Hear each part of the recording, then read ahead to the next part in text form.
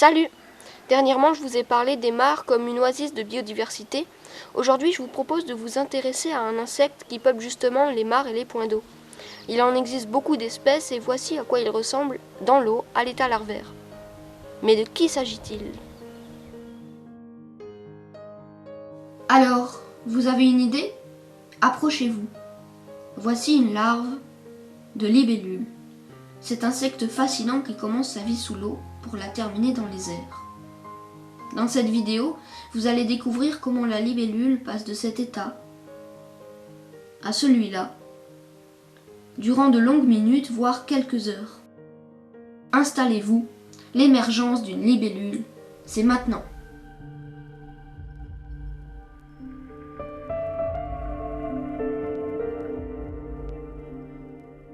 Tout commence dans l'eau. Les œufs pondus par la femelle, ici un anax empereur, vont donner naissance à des larves.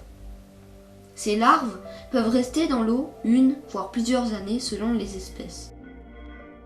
Et puis un jour de printemps, cette larve de libellule déprimée, et oui c'est son vrai nom, allez savoir si elle est vraiment déprimée, va sortir de la mare afin de commencer sa métamorphose. C'est ce qu'on appelle l'émergence de la libellule.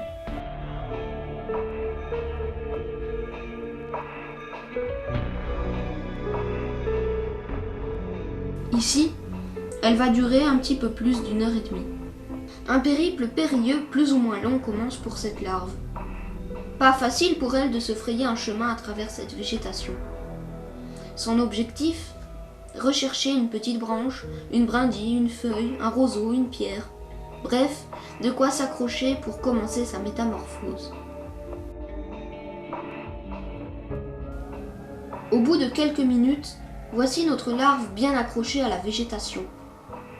D'une respiration aquatique, voilà qu'elle vient de passer à une respiration aérienne. Première étape, réussie. Elle s'agrippe, elle entoure ses pattes pour ne pas tomber à la moindre rafale de vent. À partir de maintenant, la voilà à la merci des prédateurs. Grenouilles, crapauds, moineaux, merles et même fourmis. Sa vie ne tient pas à grand-chose. Tenez, sa cousine, son cousin, ou peut-être même son frère ou sa sœur, a eu beaucoup moins de chance.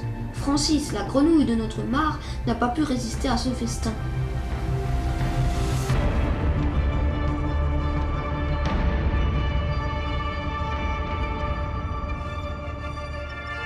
Allez, revenons à notre star du jour.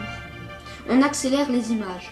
Immobile, la peau de son thorax et de sa tête se craque. Elle se tortille. Quelques instants plus tard, la libellule sort sa tête, son thorax, puis ses pattes.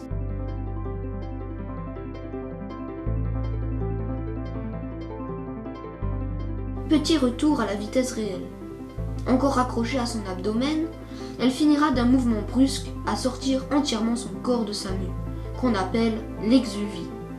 Mais sa métamorphose est loin d'être terminée. Alors, on réaccélère.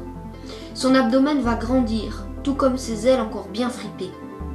Le sang va se propager dans tout son corps, elle grossit, grossit, grossit et grossit encore. 1 heure plus tard, le vent a fini par sécher la libellule. Elle déploie ses ailes et il lui faudra encore quelques minutes pour s'envoler. C'est le début de sa deuxième vie.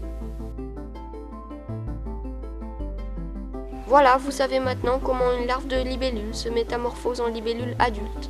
Alors la prochaine fois que vous vous promènerez au bord d'une mare, d'un étang ou d'une rivière, regardez bien autour de vous et vous trouverez peut-être des exuvies comme celle-là. Il en existe autant qu'il existe de libellules ou d'agrillons. Et oui, les agrillons ou aussi demoiselles font partie du même ordre que les libellules, celui des odonates. On appelle souvent les agrillons libellules, mais ce ne sont pas des libellules. En fait, les agrillons sont souvent bien plus petits qu'elles et ont leurs ailes renfermées sur elles-mêmes. Cette vidéo est terminée, j'espère qu'elle vous aura plu. Si vous voulez visionner l'émergence de la libellule déprimée en temps réel ou en accéléré, rendez-vous sur ma chaîne YouTube. Bonne observation, salut!